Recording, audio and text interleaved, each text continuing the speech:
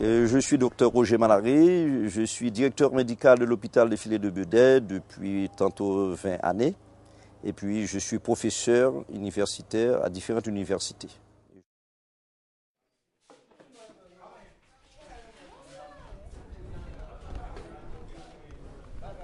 En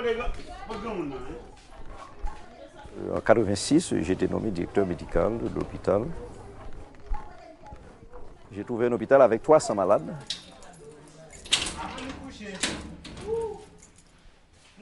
Et avec 27 lits. Et qui est-ce qui dormit là, hein?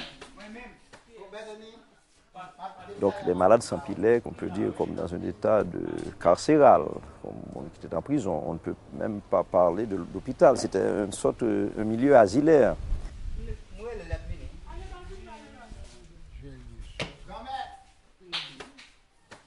Tout n'est pas complètement négatif. Nous arrivons quand même à traiter, à soigner et pas mal de gens que vous voyez dans la société. Ce malade-là, il est à l'hôpital depuis bien longtemps. Ce sont malades qui souffraient d'une pathologie qui aurait les maniaco-dépressives. Dans le cadre de la prise en charge de ce malade, nous sommes très limités parce que chez le maniaco-dépressif, il faut souvent des tests répétés de lithium. Nous ne pouvons pas le placer sous lithium.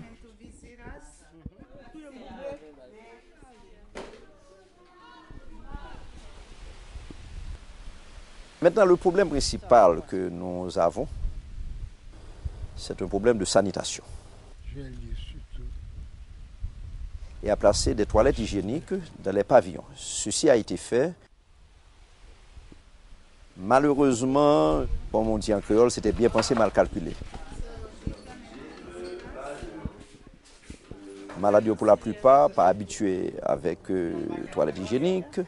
Donc, nous pas qu'à tout arriver gâté, ils utilisent mal, ils n'ont pas utilisé papier hygiénique, même qu'on leur donne.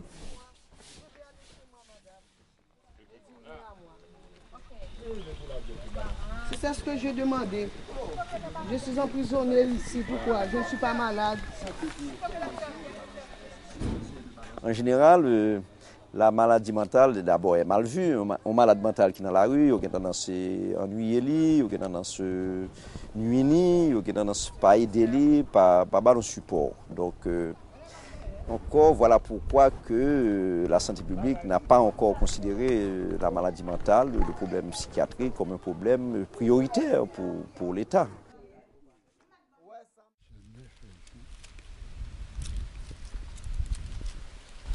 Mais oui, je peux. Jésus répondit, ce n'est pas que lui ou ses parents, mais oui. Pour au moins 70%, 60% au moins de la population, il y a toujours un aspect surnaturel. Et même quand le malade se trouve chez un médecin, eh bien, on trouve que c'est une maladie qui a deux aspects, un aspect naturel pour le médecin. Et sans que le médecin ne le sache même pas, on conduit ce malade le plus souvent chez quelqu'un au grand, un beau corps, soit un maçon de loge.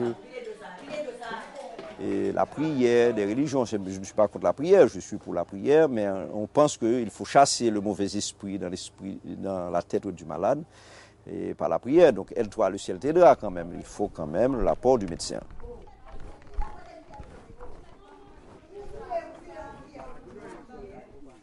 Ouais, ça me manger, il y a les blés, les manger, les bombes gaz, et puis lâcher. Le plus grand succès pour moi et surtout pour l'équipe soignante, c'est quand nous voyons, et ils sont en quantité raisonnable, nos malades dans les bureaux publics, nos malades dans les rues, comme tout le monde, comme vous et moi, très bien, qui récupèrent et puis qui produisent dans la société. Donc c'est l'une des plus grandes satisfactions et ils sont nombreux. Mais c'est afin que les œuvres de Dieu soient manifestées en lui. Il faut que je fasse, c'est-à-dire qu'il est jour. J'offre mon service, je me donne entièrement à la population haïtienne en ce qui concerne ma profession. Je ne suis pas du tout pessimiste.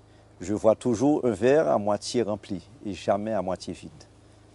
Donc peut-être cela me donne le goût de vivre. Alors voilà.